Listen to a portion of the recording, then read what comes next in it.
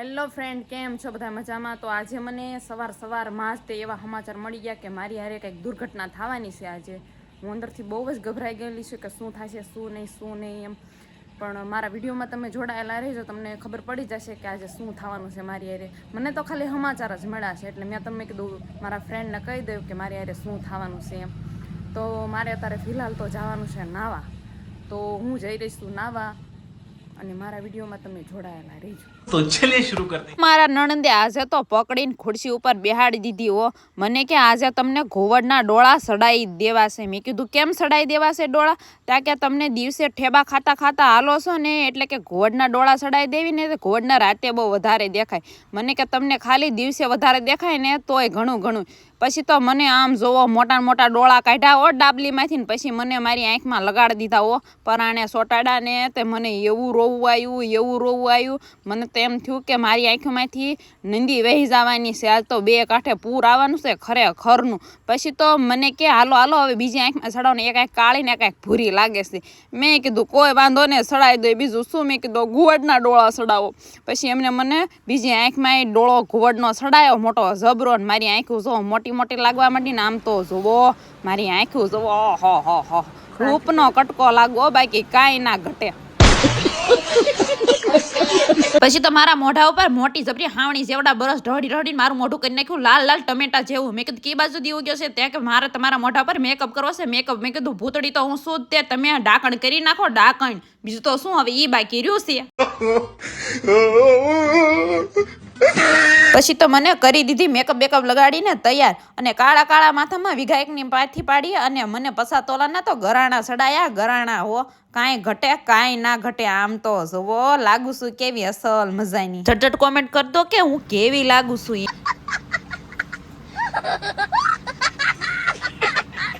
પછી મારા નણંદે ગરમ હાંસી જેવા મશીને મારા વાકડિયા વાળ કરવાનું કરી દીધું. ચાલો મેં એમને કીધું તમે તો મને લટર પટર માંથી અપ્સરા બનાવી દીધી. અપ્સરા હો, કાંઈ ના ઘટે કાંઈ.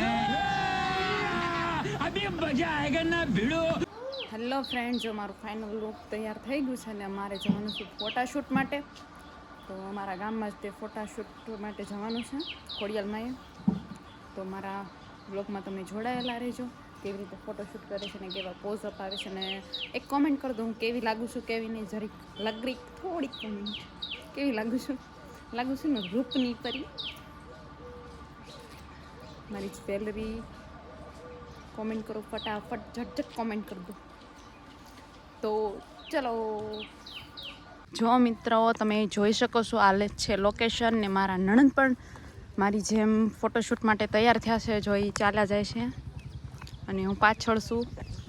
જો આ લોકેશન છે મિત્રો, જોઈ લો. સરસ મજાનું લોકેશન છે ને અહીંયા અમારું ફોટોશૂટ થવાનું છે ખોડિયાલમાના મંદિરે. જો ને અમારી ભેગી બચ્ચા પાર્ટી તો હોય ને હોય જ તે. જોઈ શકો છો તમે પેનિલ. અને જો આ ભૂખના ભૂતાવાળ ભેગા જ હોય. તીશુ પેનિલ તું શું ખાસ? તું છોડા પીવેશ? ઠીક. તને બહુ ભાવે સોડા? હે ત્રિષા? તને શું ભાવે? પાર્લેજી. અને આ શું છે? થોડું કૂતરું. જો મિત્રો અમે ફાઇનલી લોકેશન ઉપર પહોંચી ગયા છીએ ફોટોશૂટ માટે. તો ચલો તમને હવે બતાવી કેવી રીતના ફોટોશૂટ કરે છે કેવી રીતના નહીં. અહીંયા જો સરસ મજાનું લોકેશન છે.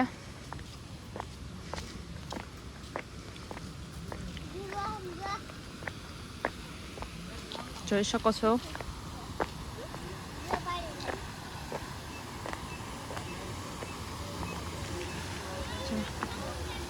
પાણી સરસ મજાનું અહીંયા પાણી છે ને જોવા લોકેશન જોરદાર. આ ખોડિયારમાંનું મંદિર છે, જોરદાર લોકેશન છે.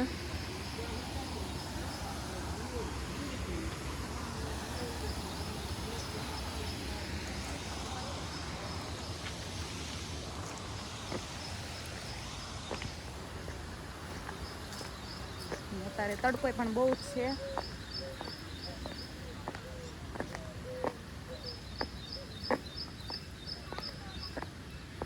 તો ચલો હવે થોડીક વાર સાંઈ આવ્યા છે, બહુ એટલે બહુ જ તડકો છે.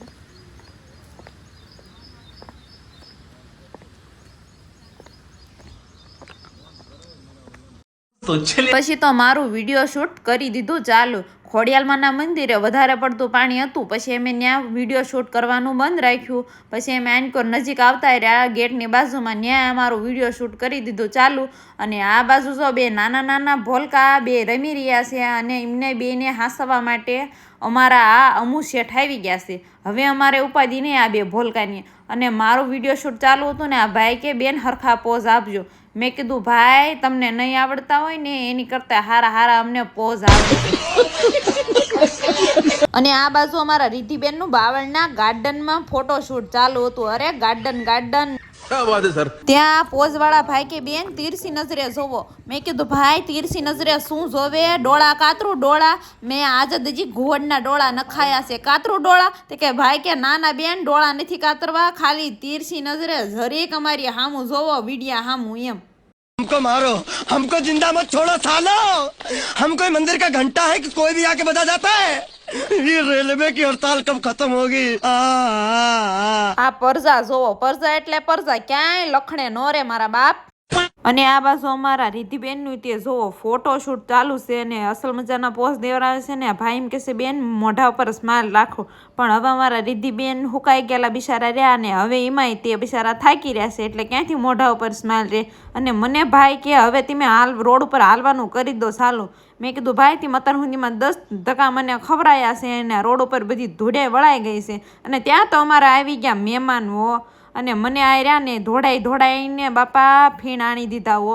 હવે તો થાકી રહેવાનું છે બહુ જ તે, પણ હવે આ ધોડાવાનું બંધ કરે તો સારી વાત છે. ને આ બાજુ અમારા રિદ્ધિબેનને હજી તો ફોટોશૂટ ચાલુ હતું, અને મને આ રીલ શૂટ કરવાની હતી, તો ધોડાઈને બાપા ફીણ કાઢી નાખ્યા. અને આવડા બેનું તો જો ધૂળમાં રમવાનું કન્ટિન્યુ છે, થાકતા જ નથી બે. બોલો અમે થાકી રહ્યા પણ આવડા નથી થાકતા એકય બેમાંથી. અને આ બાજુ અમારા રિદ્ધિબેનનું તો મોઢું શીણાઈ ગયું હતું, બિચારા થાકી રહ્યા હતા. સોલીનો વજન ઉપાડીને લગભગ તો 2-3 મણ તો વજન હશે જ તે. બિચારા થાકી રહીને આ બાજુ આવી ગયા મહેમાનના હાથમાં અમારા છોકરા રે નો રે કોઈ કાળે આ અળવિતરી પરજાશે. અને આમને તો પછી મને કરી દીધું હો સકડી ભમડી ફેરવવાનું ચાલુ. એ બાપા જાળવજો કે ગથોલિયું ખાઈ જાય તો ધૂળ ખાઈ જાય. બહુ વધારે પડતી ફેરવતા નહીં, નકર પછી મને શક્કર બક્કર આવી જશે ને તો લટર પટર પછી હેઠા પડી જાય છે. પછી તો મને એક ગીત યાદ આવી ગયું હો, અકર ચકર ગોળ ચકર ભમરડી રે, હું ફરી થાકી ગોળ ભમરડી. પછી ભાઈ કે બેન હવે તમે બહુ થાકી રહ્યા છો, તમે ઝાડવાના ટેકો રાખો ને, હું અમે તમારો વિડીયો ઉતારી લેવી. મેં કીધું કોઈ વાંધો નહીં. પછી ભાઈ કે જાઓ તમે હવે ફોટા પાડવા જાઓ ને ઓલા બેનને આવવા દો, એમનો વિડીયો ઉતારવાનો છે. મેં કીધું હા આમથી હું બહુ થાકી ગઈ હતી ને મને ફોટા પાડવાની તો બહુ મજા આવે, ફોટાની તો હું બહુ સરૂડી.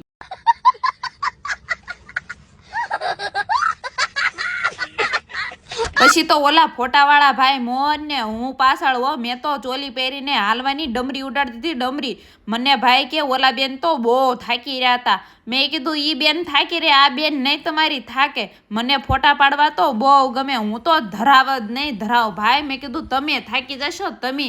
कितने तेजस्वी लोग हैं हमारे पास, कितने शानदार विचार रखते. ત્યાં તો આ ફોટાવાળા ભાઈ મને કે બેન તમે બહુ મેકઅપ કરો છો. મેં કીધું કરવી છે ને, અમારા ઘરનું પાર્લર છે, હું અને મારા નણંદ અમે 2 પાર્લરનું કરવી છીએ. અને અમારા ઘરે પાર્લર છે, અને અમે બધાને બહાર દુલ્હન તૈયાર કરવા જાવી છીએ, સગાઈના ઓર્ડર રાખવી છીએ, ટોટલ બધા જ તે ફંક્શનના ઓર્ડર અમે રાખીએ છીએ, અને ફૂલ પેકેજમાં અમે તૈયાર કરી આપીએ છીએ.